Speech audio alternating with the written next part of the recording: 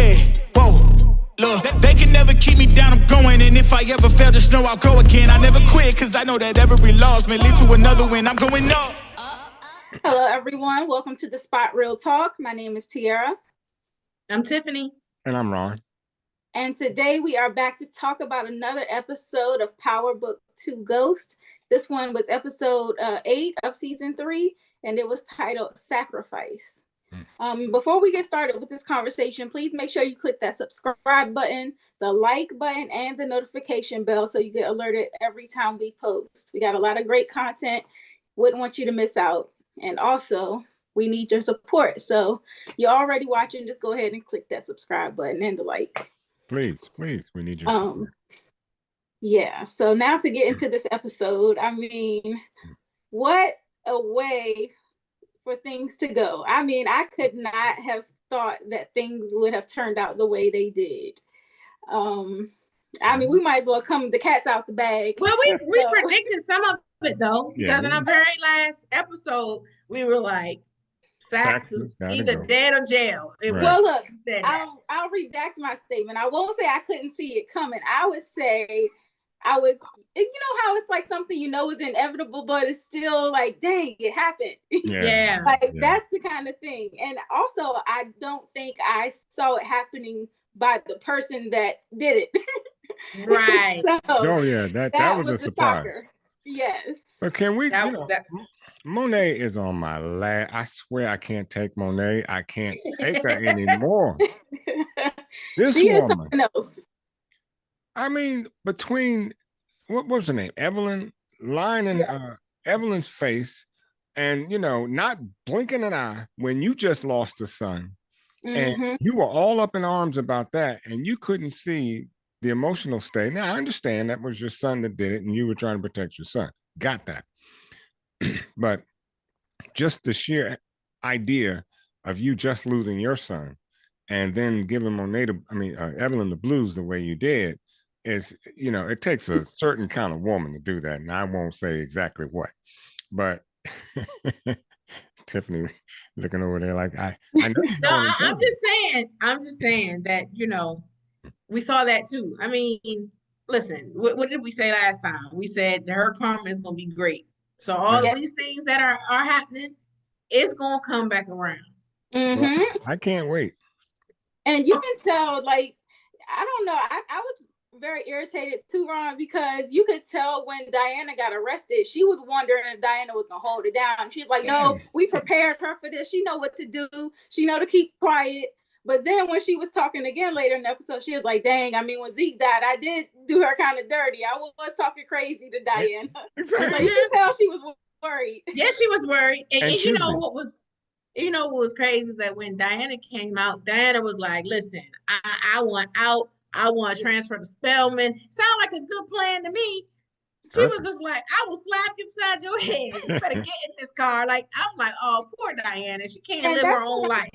That's what I'm saying. Like, Monet is only warm and cuddly with the kids when it's beneficial to her. Exactly. And so as soon as Diana got out and they were in the clear, that she go back to treating her like crap. And it's like, Monet worked my last nerve. She is 100% on the who can get the hands list. I think we can go ahead and give her a permanent spot.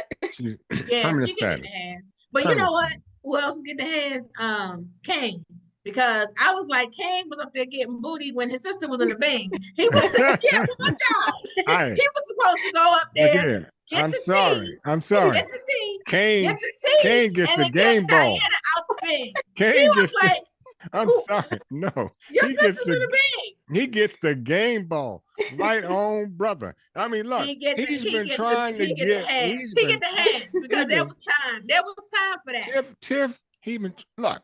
When a man is after the booty as long as he has been, and she look, who gave it up? Iffy, or shall I say Effie? Effie gave it up. We didn't think she would ever give it up, but she was like, okay, let me congratulate. Let me say thank you for what you've done. And you got all up in his face. We knew what was going to happen after that, and so we knew it was coming. I'm just saying the timing. I'm saying the timing. Look, he was talking a little bit. He did get a little bit of tea. Hey, look, he found out about the candy operation that Diana had going on campus. And besides, he got that tea. in real life, what he spent 20 minutes getting the booty, and then he could have been on his way.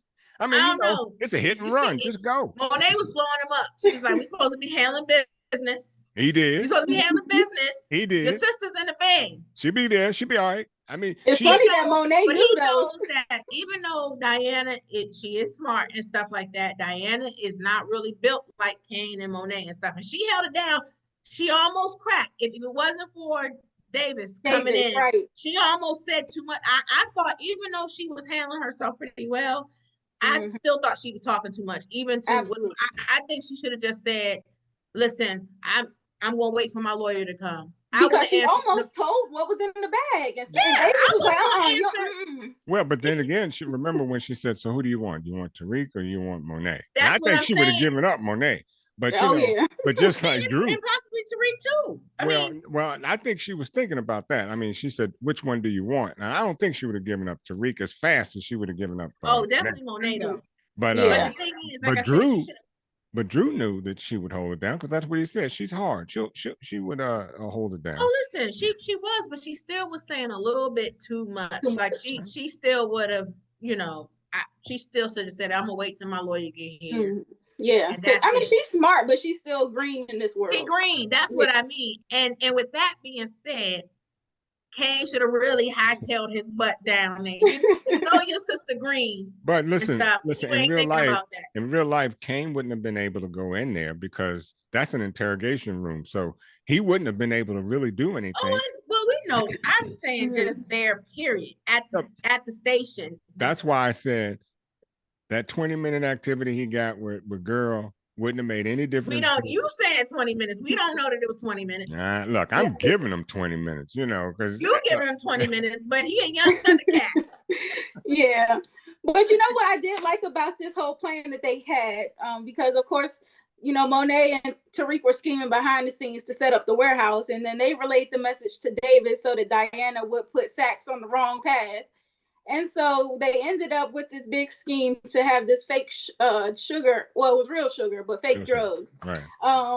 In the warehouse, and Effie was to be followed. So she got arrested for the first time, but they had to let her go because it turns out that it wasn't the real deal. Right. But when she got arrested the second, time in the episode at the end, I was like, oh wow, like this part really shook me because I didn't think that they would actually bring Lauren to the scene to identify her and say like this is the girl that did it. Not like that's dangerous. That is dangerous, and that's why I feel like Lauren still may not make it out of the season. Especially not now the Kane scene. Kane was there and he saw, and he like while Effie didn't get the job done, Kane certainly will get the job done. Yeah, right. I agree. I'm sorry, Lauren is a goner. No, I agree there. But at the same token, that was the only cut card they could play. I mean, they lost their that's why, you don't put all your, as they say, apples in one basket, which is basically what they did with the RICO. And so once that flopped, they really didn't have any other choice. That was the only card that they could really play. Well, listen, Tariq recorded Effie. Yeah, and she gave it to Lauren, so I don't think she needed to be there. Like I'm like, you got the confession. No, that's true. I don't think she needed to be there either. And I think again, that's just the mess up that they put her Jenny in was just Jenny has just been completely, because she could have ID'd her from behind the glass like everybody else. Absolutely. That sounds like Jenny is really reckless. I mean, especially after what went down with Saxe. So, let's talk about that because I kind of hinted at it a little early on, but it was reckless of Saxe to kind of volunteer himself to represent Diana, knowing that was a very risky legal move and the kind of ethics violations that it brings into question. So I thought that was stupid of Saxe, and you could tell that he was getting ready to go because of the line of questioning. Like everybody's like, this is going to expose you, right? And I was like, oh, this is going to be it for Saxe. Listen, and then once Tariq told Davis, Davis was about ready to take him out himself. Oh, he grabbed the Wu-Tang came out of Davis. Straight up. He was about to cancel Christmas. He's about to lose that suit. I mean, but hey, look, I got no complaints about what he did, except the fact that, as we said all along, he just let Saxe in too closely. And, and those were the mistakes that he had been making all the while. Yeah. Yeah, well, we knew at the end of last season that Saxe was probably going to go. When he decided to help Jenny and stuff, when we all talked about that, we were like, this means he's probably going to go next season. I think because, snitches and CIs, it does not work out well for them. It's all downhill from there. And then, Jenny's saying, okay, I getting angry and says, well, I can't protect you anymore. Okay, so that's back to the original point. Jenny gets the hands. She gets the hands. Put way too many people at risk. Definitely. Yes. And how you gonna pull his protection and like that and stuff? Like, and then she gets the hands. Exactly. I blame her for Saxe's death. He is still an officer. He's still an officer of the court, and for you pulling his protection like that, you not only did you sign the death certificate, you also paid whomever it was that was going to hand out the murder, in the sense of you paid for it. It was just signed and sealed and delivered. I wonder how she deals with the news of his death, though, knowing that he verbally, said it to her. I'm in fear, of my life, whatever. I have a target on my back. Yeah. Yeah. I mean, Jenny is 100% on our who can get the hands list. No doubt about it. Absolutely. And definitely seeing her reaction. And then on this whole Theo thing. So I thought that, it was all up and up for him. He said the treatments were going well, and I kind of took him on his word for that until the end, when he reveals that he was just saying that to calm Davis and keep him out of his business. Right. And I thought that the twist with Theo actually being the one to take Saxe out, it was an adrenaline rush. I think that was like a nice twist in the storyline, because it wasn't who you expected it to be that would take Saxe out. Right. So I thought that was cool. And I really thought that maybe, when Saxe was calling Tariq, like trying to use Tasha's location as leverage, I was like, well, maybe that might work. I mean, that's a good idea. So when I seen Theo pop up, I was like, oh, well, there goes that. But, Yeah. But Saxe kind of,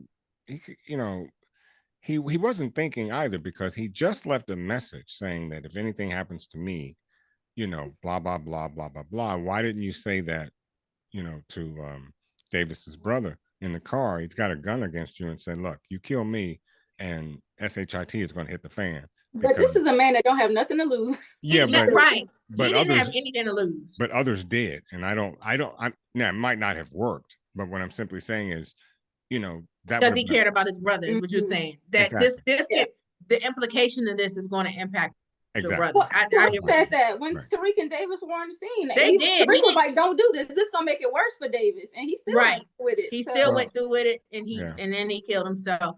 And or unalived himself, because I'm saying that because I watch other content creators, and it seems like the algorithm reacts to certain words. But anyway, Davis, I thought that he was kind of careless, but I guess, when you're talking to somebody close to you're going to say what's wrong. Because I was like, man, I wish he hadn't disclosed to his brother what happened with Saxe. Because when you tell stuff to people that care about you, that's the first inclination for people to be like, what?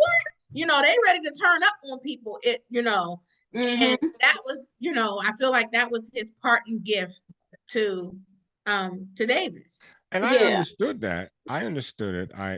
Let's say I half understood it, because you just got out of jail, not knowing that you were suicidal. We never saw that coming. But I guess when you put two and two together, his illness, and what he thought he was doing for his brother, you could imagine that would be something he would do. But I thought at least he and Davis would have more conversation about it, instead of he just acting like a loner and just deciding to take Saxe out on his own. I wasn't expecting that, but my only critique about that scene in particular was just like the graphicness of it and the sensitivities that the audience has. Especially, we see enough of that in real life on social media circulating. I don't think I needed to see them, showing the suicide and the murder and stuff like that. What we know, this is power, but I didn't want to see the suicide, so it was like, could we just have heard the gunshot go off and assume that, he had shot himself? It's some things that just play into your, deactivating your sensitivities and your senses and whatnot. So I was just like, eh. But hence the term cinematography, because actually it did exactly what it was supposed to do. It jarred you, and it gave you something. I didn't want to see that though. I know. I know. It was hard. It was really hard to see. And Tariq's face too. Yeah. His mouth was open like. Yeah. So think about if we as the audience are kind of feeling that way, how this is going to affect Davis and Tariq, Particularly Davis. Yes. Davis, because Davis, he was literally on the brink of being a problem. What happens now? He guzzled down that whole beer. I mean, like it was. Yes, I would say he was already lit. He already lit. Yeah. So it's going to be interesting to find out what really happens to Davis. Does he come back from this? Because ultimately, when you think about it, ultimately it's his fault that his brother's dead. If you go all the way back, indirectly, if you go all the way back, it's his fault that his brother's dead in the first place. Because if his brother, because there were a series of things that happened that were unintended consequences of getting him out of it. Well, remember, I mean, he took the fall. No one could have. No, he took the fall for Davis in the first place. Right. So if that hadn't happened, then we wouldn't have been here. We wouldn't have been in this situation, more than likely. We would have been in this situation, but he might have, the cancer, he might have still had that anyway, whether he was on the inside or out. Yeah, but I think it's the 1 + 1 = 2 that gave him the impetus to go ahead and off himself and take out Saxe and, he felt like he. And if I were Davis, I would, Oh, he's gonna feel guilty anyway, because he already served time for him. But I wanted to give kudos to Method Man for his acting role, like the way he was distressed and grieving and everything over his brother. I was like, okay, man. Yeah, and just round of applause to the other two actors, Saxe, and Theo. They both did a great job. And Saxe, original Power cast member, he's been in this thing forever. OG. Since the beginning. That's why it feels like the end of an era. Even though we got Blanca, we still got a couple OGs left, but I feel like it's gonna just keep winding down to all the OGs are eventually gone. Yeah. So as much as you love to hate Saxe, you hate to see him go too. So right, and we had the opportunity to speak to Saxe, Shane Johnson, his real name, aka Saxe, and he's a cool dude. So shout out to him. Definitely. Go ahead and go up to Power Heaven with the rest of them. Right, we got a link to that interview. Yeah. Check out our interviews tab. And so we kind of talked a lot about the big parts of the show, but another thing that happened was this thing that Tariq had going on with this Ponzi scheme at Weston Holdings. And he has to not only protect his trust, he has to get Monet's money protected. And so he figures the best way to kind of leverage those things and get them back is to tell RSJ the truth. Which, he also is like, well, why did you let me get into this? You were the one that lured me in. Then your shady tail came back and I was about to be on my way, and now you lured me back in. But actually, I think that was the best move because, on this show, we always talk about how people don't communicate and they wait until it's too late to tell the story. And he didn't. He came right out with it, which I thought was, a big step up for a young man to do because, he admired RSJ and I'm sure hopefully wanted to work for him at some point. So, for him to step up and tell them the truth that took some. Tariq is savvy. Oh yeah, definitely. And this dynamic between RSJ and Tariq kind of reminds me of the dynamic with Ghost and Simon. Yes, it is. It is. I think he's gonna end up being a mentor to Tariq. Yeah, I hope so. Yeah, and so I thought that was a good way to kind of display Tariq's critical thinking skills. Like, we in this bind, I got all this stuff going on with this possible RICO. And then I got my money about to be at risk and all these other people's money. So he's balancing all of this different stuff he has going on, but is still able to work his way through situations. But he keeps dropping those nuggets about his past. Because remember, he said... I know. I'm telling you, RSJ, Yeah, it's something about him, and I hope that it's, you know, we find out in the next 2 episodes. But you know, he said he got away from all this mess, and Tariq brought him back into it. So I'm thinking, you know, myself, well, what exactly are we talking about, RSJ? Well, he said that his father was a petty thief and this, that, and the other and stuff. That's his dad. I'm telling you, I think he has some ties to them. You know, to Ghost, whatever. I mean, maybe he long lost brother. I keep looking for this brother. I don't know if it's RSJ or not, but I just remember Courtney saying on one of her IGs before that there's a brother out there of Ghost and stuff. So I'm like, what if he's the brother? I mean, I'm not saying that's the case, but I'm like, what if he is? I do think that he's somebody from the past. That would be a good tie-in though, because Ghost don't really have, Tariq don't really have any family around him. So it's like you do need that kind of guidance and mentorship. I mean, Big Mom's gone now, Tasha gone, so you need somebody. And even if it's a half brother, doesn't have to be, you know, biological. You know, that's still brother. That's still biological. They have the same brother. Well, same. Yeah, that's true. Yeah, where am I going? So that, yeah, it would. But if it's a half brother, that would be just as formidable. Yeah, that's an uncle. Yeah. That's an uncle. So I mean, especially since Tommy was the uncle for him, and Tommy's out of the picture for now. Yeah. For now, you know, with the Saxe situation, with him leaving that message talking about Tasha, that's another thing that Tariq has to worry about. Like, you know, if Saxe is for real, and if, you know, he did give out the address for where Tasha and family is. Yeah. So I imagine that Tariq is going to spend a big effort into trying to figure that information out. Absolutely. Yeah, so that's going to be part of the storyline, I think, going forward next season as well. And then, you know, this whole situation with Uncle Lucas and Brayden, I can't help but feel like Lucas is going to try to do something shady to get back at Brayden for releasing that information and putting, you know, his Ponzi scheme at risk. Because now that he has been threatened with like some SEC oversight, you know, RSJ said he was going to try to get the authorities involved if he didn't do what he was supposed to get the money secured. And his idea of working his way around that is using, you know, Rashad's political connection to kind of save his butt.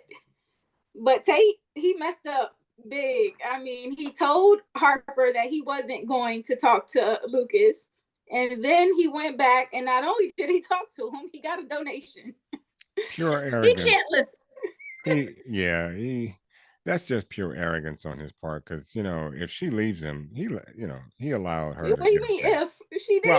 Well, I meant for good. If she doesn't forgive him, yeah, you know, and that would be a shame, because she's a beautiful woman, you know, and you know, somebody that short don't only get somebody like. No, you didn't. No, you didn't say that. Cute. I'm joking. I'm joking. I'm joking. Right. I'm no, joking. Lorenz slander will be tolerated, look, man. Anybody, look, I know y'all out there, y'all got tough skin, and that's just a joke. Don't write me. Well, listen, I think the thing is this. I think he loves her, but his ambition, he loves that more, because he heard, you know, you heard what he said to her. He was just like, I'm not gonna do that. I can try this honesty thing, but you know, like he pretty much said, you tripping. I'm not giving that money back. You know, he wants that more. He wants her, but he wants that limelight more than he wants the relationship. And people like that wind up old and lonely. I mean, there ain't no lie in that one, because I think that's exactly how Tate is going to end up, not unless, you know, he just has little one-off flings or something. But he cannot be in a relationship with that kind of selfish mentality. It's always his way or the highway. Yeah. And you got to be honest and stuff. And he straight up lied to her. But I think this Uncle Lucas stuff is going to come back to bite him, because when they follow the paper trail and they see that Rashad is accepting donations from him, and if Lucas get tied up with the SEC, that's going to look very dirty on his name. He doesn't want any part of that. So he may want to stay as far away from that money as he possibly could. Yeah, we'll see how much longer Uncle Lucas is around, because I think things are going to come to a head with Brayden and his father, and Brayden's father. Raven's father too. Yeah, this is gonna, this is bringing reproach on their name. They already have reproach because Braden's foolishness. So now, the Uncle Lucas is bringing reproach with the Ponzi scheme. Yeah, so true. That Western name has got some dirt on it now. It's trash. So they better not say nothing else about Tariq and the St. Patrick's, because as far as I'm concerned, they in the same boat. Yeah, one and the same. Yeah. In fact, I look at it as they're worse because, they had money. And, even though we call it white collar crime, you're doing this for greed only. It's one thing to be starving and trying to find a way out, and you choose that life, but it's a whole entirely different thing when you have money and you're not starving, and yet you take away from those who, like Tariq was saying, he needed the money for himself, and and the trust, and there are other people who are living on that trust that that Ponzi scheme just wipes away, and you care so little about people that you would do such a thing and not even need the money. That's right. That's a Bernie. Just a Bernie Madoff situation. And what tripped me out is sis, Kiki. She was like, what are you worried about? Because that's, it's rich people. And then she was like, you're no different because you're selling the poison. And she made a point there. But I'm like, sis, you're a sister. You're going to be the first one they hang out to dry. Right. So all hands point to her. And, and that's why, and running the way she wanted to do is probably the worst thing she can do, because the fact that you split, and once, of course, they're going to look at you and say, she did it, she's responsible. And you're going to look even worse because now you split. You're not even able to defend yourself. So she better tread lightly. Yeah. Well, I don't know. Well, the last thing that I want to talk about in this episode was with Drew. So he had a very, very public meltdown. Which I was like, I know Everett was his boo thing, and it hurt him to see Everett come out publicly as gay, and he got this new boyfriend on top of that who has this really clean, polished lifestyle, which Drew clearly does not fit. So I know that one really stung him. But to follow them to a restaurant and kind of snoop on them, and then to have this big meltdown, it was like, wow. I mean, did it really warrant all of that? I'm confused. No, he's so love struck. And this is why, I've heard people refer to Drew's character being like the Michael Corleone from The Godfather and I'm like, no, he is too emotional. Yeah, and he's too busy boo loving and love struck to be Michael Corleone. No. And that's why I'm so confused. You want to paint him as being this gangster, but then he's as soft as a marshmallow. And I don't understand where are we going with this Drew character? Because what he displayed was just absolutely idiotic. And I like Drew. Yeah, no. Look, I like him too. I just want to know which Drew shows up at what point in time. I like to know which Drew are we actually beginning to like and understand, because I don't understand all of these emotions that he's going through and having to be responsible for what he's responsible for in the family. So Drew, you got to really make a decision. You really do. Yeah, it's like they kind of built him up last season to be the brains and the thinker, which is like, I think he still is that. He is. But the fact that his emotions get the best of him now, it really affects his judgment and his decision-making skills. And so it's kind of like he could have very well have been next in line to take over that family organization. But just the emotions of it all and the rashness of his decisions, it's like, we can't trust you to not lead us into a war. I mean, what else? He started the war that they had. Started the war. Right. It seems like, and I said this last week, that he and Kane have like switched places. Yes. Before, this is the type of behavior, not the love struck part, but the impulsiveness is what we expected out of Kane, not Drew. Right. Well, let's talk about love struck with Kane when he love struck too. Yeah, look, Effie was like, "Are you ready to go?" And he followed behind Effie like a puppy when they were at Monet's house. And Tariq looks at Monet and says, You know about this? Yeah, he's still away. He feels away. Yes, he does. Yeah. So I mean, that whole dynamic is gonna be interesting.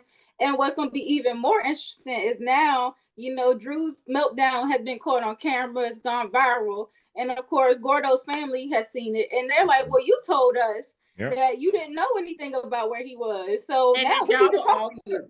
And that y'all were all good. Yep. Right. So now he's looking funny in the light. It's like, okay, Drew, where's Gordo? What's the deal? Because he's not going to show up anytime soon.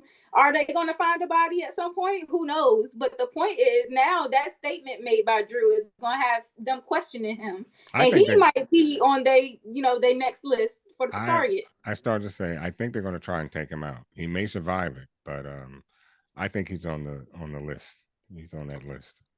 Yeah, but what you do, because so far the Tejada kids have been very insulated against a lot of stuff. And it's like, well, do they keep down that path, or does one of them get taken out? Because that would shake up the whole family, outside of Zeke, I mean. Yeah, I don't think he'll die. I just think that the attempt will be on his life. Well, he was already in the hospital last season with his injury. So, I mean, it wouldn't be too far off, I think, for him to get attacked or something. Something's got to come from this. Oh, definitely. There's no way that Evelyn and them boys are just letting this slide. So, I mean, this was a really good episode. I definitely enjoyed the plot twist. I think we had a lot of who can get the hands list. Definitely Monet, definitely Jenny. Y'all got anybody else you want to add to the list?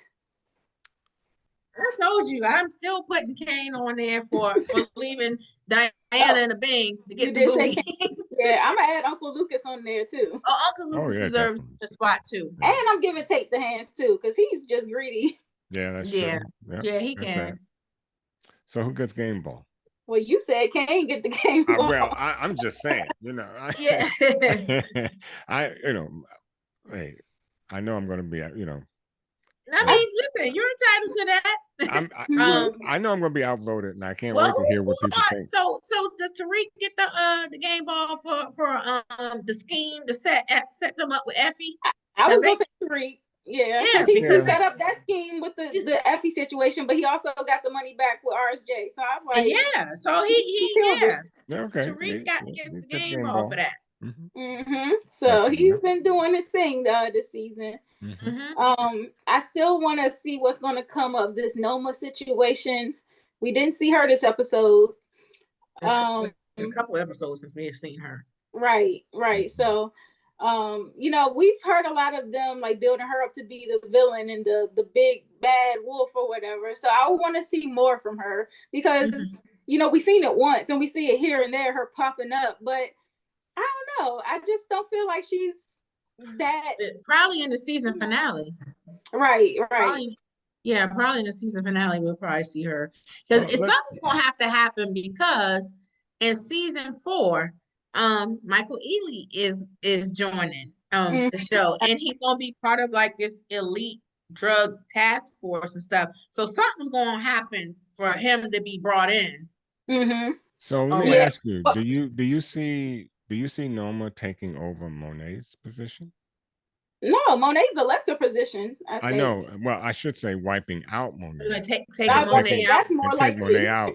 Take Monet and control her area as well. And not that it's a big area. Something happened to Monet. Like I said, I feel like Karma, and I don't know if it's going to be this season, but I feel like eventually Karma is going to be knocking at her door. Absolutely. Yeah, I can see that in season. I can actually see that in season 4, and I think, I think after the final episode, if we see Norma in the final episode, depending on what we see of her, will give me more. A better idea of how they play her in season 4. Yeah. Well, and if you want to tie in maybe Michael Ealy's character for next season, I could see Jenny getting fired after everything about her misconduct is revealed, and maybe Blanca maybe escapes, you know, by the string, you know. So I'm like, Blanca might be able to get away with it because she was trying to be by the books, and she technically didn't do anything that was sketchy outside of just following along with Jenny and Saxe. And that could be just as bad, you know, because it could be, but I was like, maybe she'll escape. But well, I think Blanca is going to be around only because I think that I've seen in interviews and some other things that there's going to be some crossover with Blanca going to Chicago to deal with Tommy. Because she's going to find out that Tommy's still alive.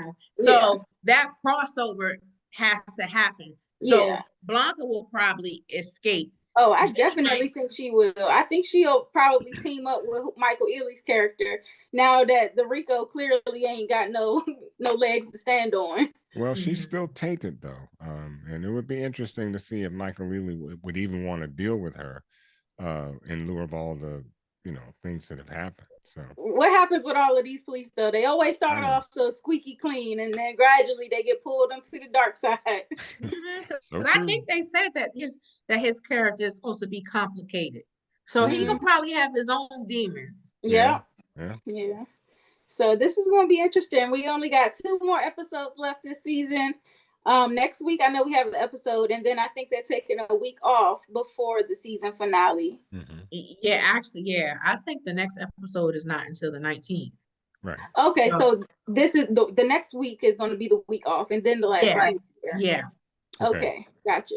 So we got some time ahead of us to, kind of get things together, come up with all of our plots of what we think can happen.